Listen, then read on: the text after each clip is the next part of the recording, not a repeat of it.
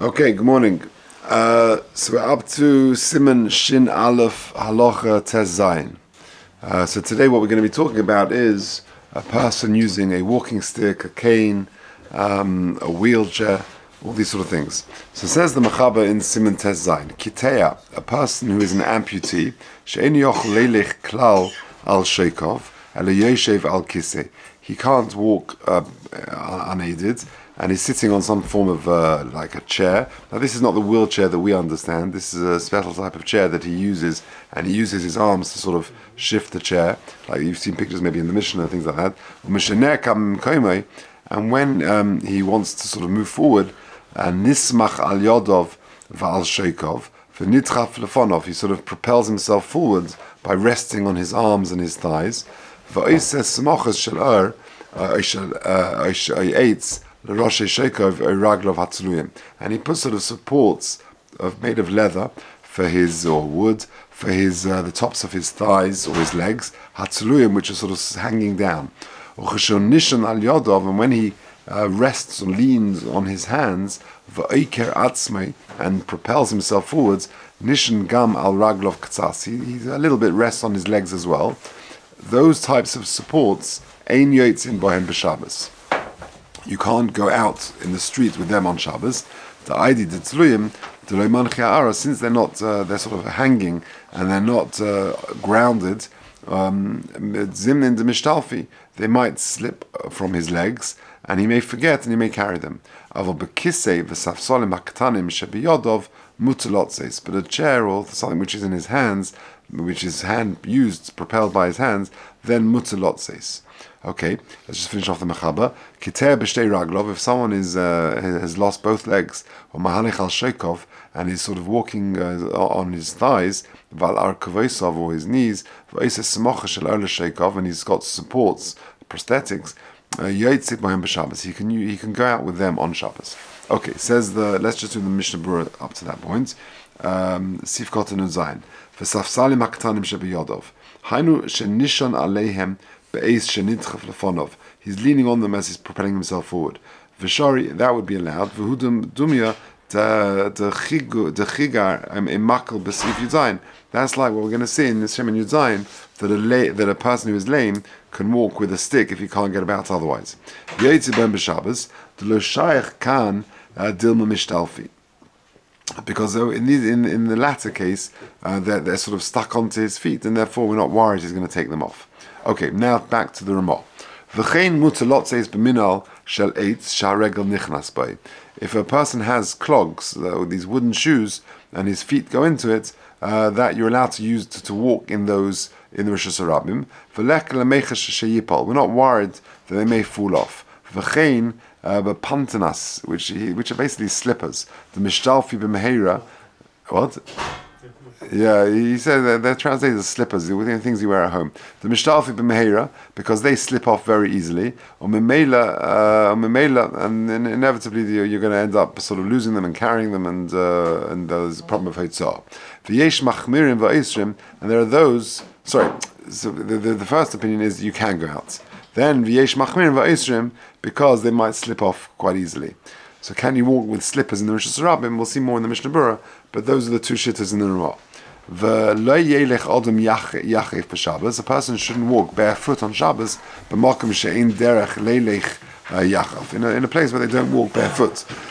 Yeah, I guess in some countries, maybe in Africa and some places, that's the way to do it. Here the problem is Kavod Shabbos, to walk around in Shabbos without, in the Rosh Hashanah, barefoot, that's not Kavod Shabbos.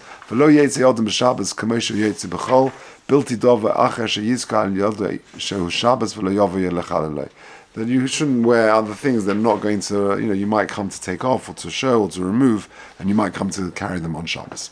Okay, let's go back to the Mishnah Berurah. Nuntes. So, can you wear clogs on Shabbos? Says the Mishnah Berurah Shel Eitz, Hainu, Afal Gav She'ein Boi Klal, even though they haven't got any leather at all, Afilu Hachi Mikri Minal, they're still considered shoes, and therefore you can wear them. V'ayim Bebeh HaGrav Prima Godim, Shehikshu, they ask on this Ramah, Mehodi Alfinan, Dilakamon, Simon Tafresh Yudalad, Sif Sif Beis, which is Hilchos Yom Kippur, that when can you go out with them if there's some leather on them? But if they're only wood, they're not considered shoes at all. So how can the Ramah allow you to wear them over here?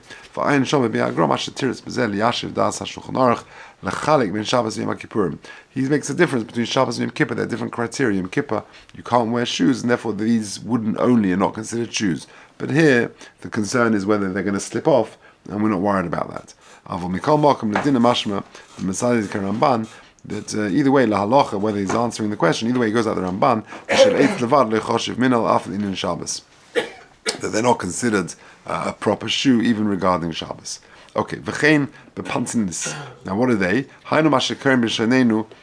He calls them pantapil, but he says at the bottom nali bayis. What? Yeah, pantoflan. Yeah. So they're slippers. V'afal gav the mishtalfi b'meira. Even though they actually, as their name suggests, they slip off very easily. Without a bow or anything like that, they just slip off very easily. Since it's covered with their leather slippers, they're somewhat tightly connected to your feet. We're not worried that they'll slip off, and therefore you're allowed to wear these slippers on Shabbos. We'll come to Crocs in a second. V'yesh machmirin, and there are those who are machmir. Says the Mishnah Berurah Samachalef, hainu bepantinis with these slippers, or mitam dilma mishtalef, because the concern is you might slip them off and may forget and carry them. V'ataz lekama b'sif mem kosov v'lo chashin lezeh. We're not worried about that. Why are you going to take your slippers off in the Rishus Rabbim? You're not going to do that. He questions that. If it's a very sort of muddy area, then you shouldn't wear them because it's likely to slip off. If you forget and you walked into Rishus Rabbim, then you don't need to take them off. You just walk to your house or to your destination. So the question is that can you wear slippers in the Rishus Rabbim? So it seems like one should try and avoid it. There are two opinions in the Ramah. The Mishnah Berurah suggests that you should try and avoid it, but if you did go out in the Rishus Rabbim, then you don't have to take them off and just get to your destination, or you carry on. What about Crocs? I don't know. I think Crocs are a bit different because you do see people wear Crocs on a regular basis. That's the way they just go about everyday life. So I would imagine that Crocs on Shabbos would not be a problem. It's not the same as these slippers, which are only going to be used at home. Haraya, the Crocs are worn even in the street by some people. I think no. Well, depends where you are. Yeah, if you're in Holland, then Vada, yeah. Okay. Okay. Samach Beis. So you shouldn't go barefoot on Shabbos. And he says, and even in places where they do, Shabbos yilbash min alayim. On Shabbos you should wear shoes, kadesh yizkashu Shabbos. Because you remember that it's Shabbos or Bach, Issa Zagam Yesh Bazeh Mishum Einik Shabbos. It's part of Einik Shabbos to wear nice shoes. V'huadin to be Yontav Tzorech Lizoy Bazeh. Huadin on Yontav you've got to be careful to wear shoes. To Einik Shabbos v'Yontav Shovim. They're same in this respect. V'ayin Simon Beis Zagam B'chol Midas Snias Hu Shelech Yeyachav. It's a Midas Snias not to walk around barefoot. Okay, Yud Zayin. A chiger, a lame person, she'eni yochel leilech below makel, who cannot walk without a stick. Mutar leilech bo afilu einoi kosher boy. Since he is not able to walk without a stick, he is allowed to walk in a Rishus Harabim outside on Shabbos, even if the stick is not connected to him at all. In other words, it's not tied onto him. He's just a regular walking stick. If, however, he is able to walk without the aid of the stick, and he does it just to sort of strengthen himself, to feel a bit more secure, also then he's not allowed to do it. Who's recovering has got the same din as the chiger. So that's the halacha. Let's see the Mishnah Berurah, because this is quite relevant in halacha. A person walking with a stick. So what comes out from the Mechaber is that if he can walk with a stick, and he just needs a stick for support, then it's a problem. He should not be walking with it in the street on Shabbos. But if he can't walk without it, then he can. So let's see the Mishnah Berurah, and we'll see what the place can say. Samach Gimel, B'loi Makel Mutter. To kiven de eni yochel leilich klal below makal. Since he can't walk at all without the makal, havele kaminal didei, then it's considered like his shoe. And therefore it's no different.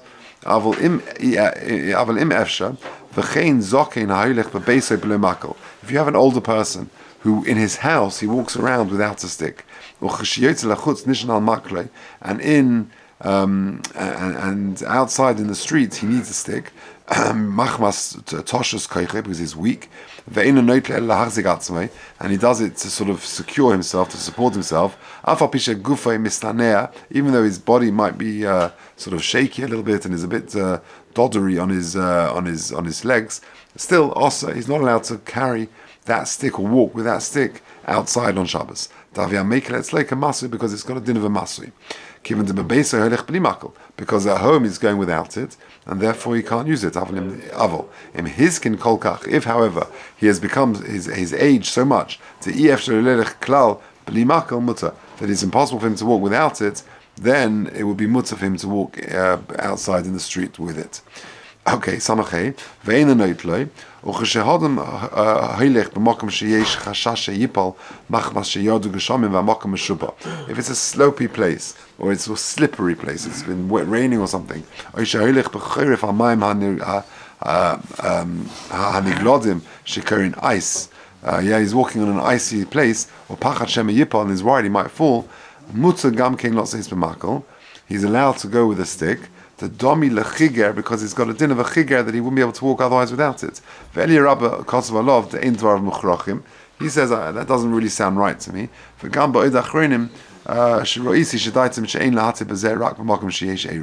to walk with a stick just because it's a bit icy or slippery, they only allow that if there's an eruv. Okay, we'll come to the poskim in a second. Let's just finish off the Mishnah Berurah. So we said, but if he's only using the stick to support himself, to improve his confidence in walking, then it's asa.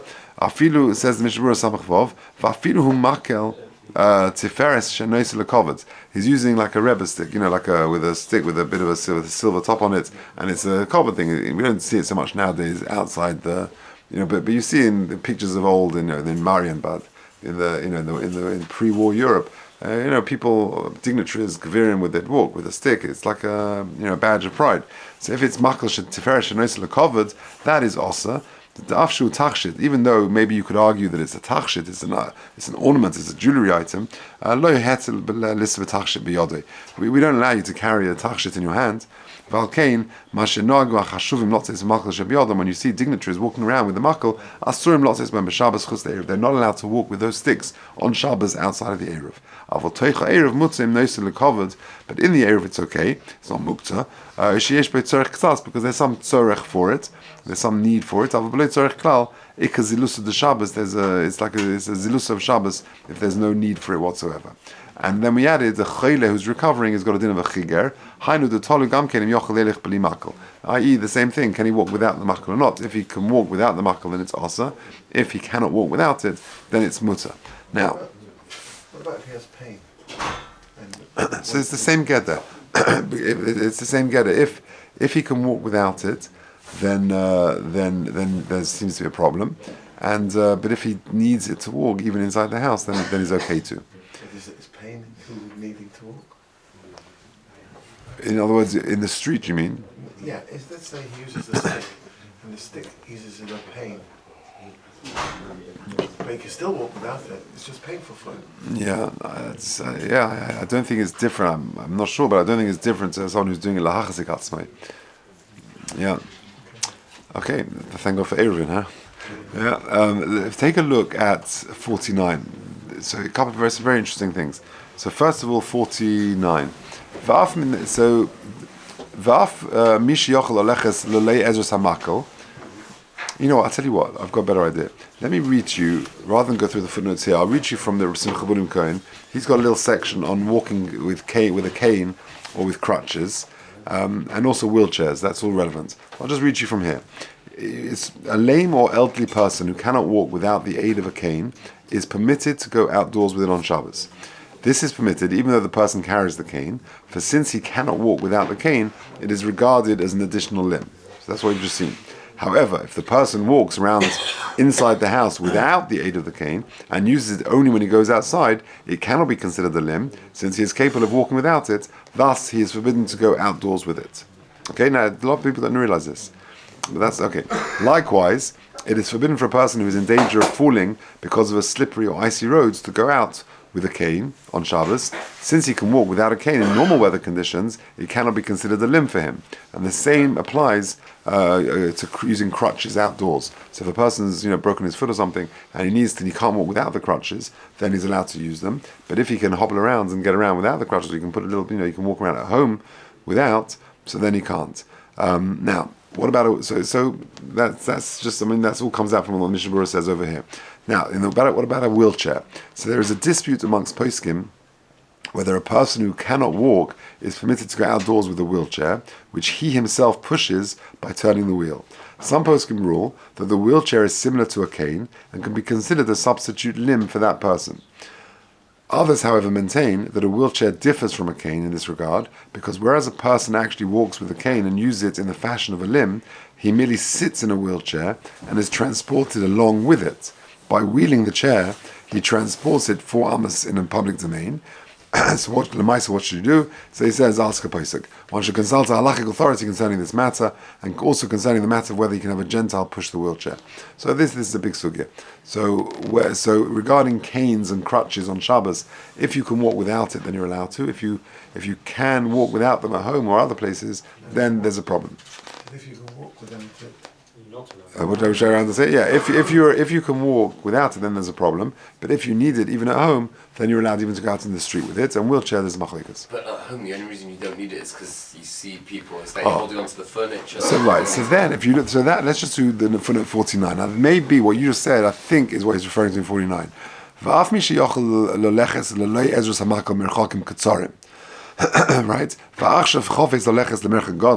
So at home he can hold on to the table and then go to the chair and the counter and things like that. So he can walk without the aid of a stick at home.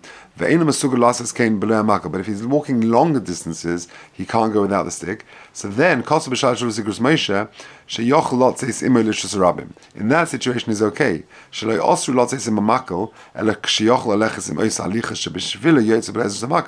Etc. So that maybe that's what you're referring to. That if at home he could get about, but he can't really. But he's just holding onto the table and chairs, and he can just make his way. Maybe that's what he's referring to. Okay, let's just do a couple more sifim. Okay, so Yudches is a very interesting one. What about a blind person walking with a stick? So Summa Osa Lotzeis B'Makel. A blind person is Osa to go out with a stick on Shabbos. Says the Mishnah Berurah, Hainu Chutz le'eruv. That means beyond the eruv. V'atam de'etzem halichosoi efshloi leilech b'limakel. Because he can walk. The truth is he can walk, but he's only doing it to just find his way.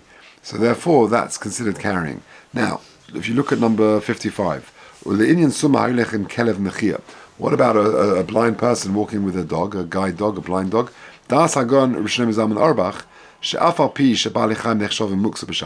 Which again is debated nowadays, but even according to the opinion which say that animals are muksa on Shabbos, however, a guide dog is mutter to go out on Shabbos because it's miyuchad for that purpose. It's not muktzah.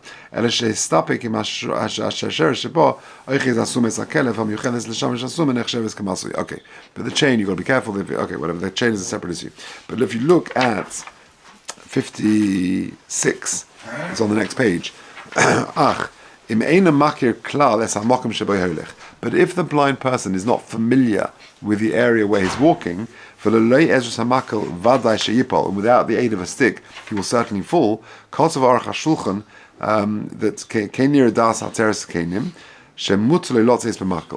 that's a very interesting heta of the Orach HaShulchan, that if a blind person is not familiar with his territory, with the area where he's walking, and he might fall, then that would be considered mutter.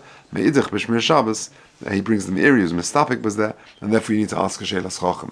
So it seems quite strict, really, that a blind person, since he's physically able to walk, it's just he's using it to guide his way, then he can walk with a stick on Shabbos. He can use with his guide dog, that would be mutter. Moreover, you're allowed. Moshe writes that the guide dog is allowed to come into shul, even though you shouldn't bring a dog or an animal into shul. That a guide dog is mutter. He says at the end of 55, you can bring it into shul on Shabbos and Yom Tov. But according to Orach HaShulchan, if he's not familiar with the territory, it's not his home territory, then the blind man will be able to, or the blind person will be able to use a stick, some sort of a stick on Shabbos. Okay, let's just do one more. Yutes. Mishu also, or kukvolim, someone who is sort of is bound up, or kukvolim, pirush, in tabois, kudolim, these sort of metal rings, shesegrin bohem araglaim, around the feet. Beraglov mutalot says bohem, you're allowed to use those. Says the Mishnah Berurah, ukavolim denechshav loy k'moy malbush. They're like clothes for him. Derech halichasu ukein, that's the way of walking. Ubetelim legabe haguf, they're bottled to the guf. Sheu lovish bohem. V'loy chashin and dilman nofel meraglov v'osidisu. We're not worried they might slip off. The mistama kiven to also bohem, since he's tied in these things. Bevadehim b'chayzik aragav l'loy yiploi. They're obviously strongly tied, and therefore we're not really worried. Okay, maybe just time for one more. Chof. Ein yotzin ba'an kantamin. What is that? V'ukumin chamar. Okay, I guess we're holding nearly Chanukah, but this is talking more about Purim. It's like a donkey costume. Yeah, you're dressing up like a jester. V'ukumin chamar she'osim halitzonim v'nira karoichiv olov. As if you're riding a horse. I don't know what it's called in English exactly. Like a fake, like you got a stick and then you jump around as if you're on a horse. And you're walking on your feet. Nor can you go out with these kasharim. What are they? I think they're called stilts. The